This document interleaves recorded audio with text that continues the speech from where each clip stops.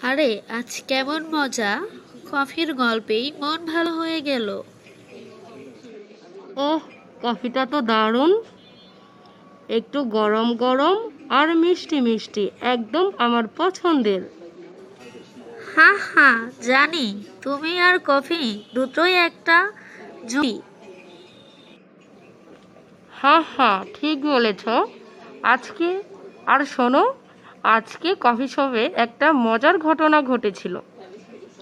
হঠাৎ একটা ইঁদুর, ছোট্ট একটা ইঁদুর এসে কফি খেতে চাইলো। কি?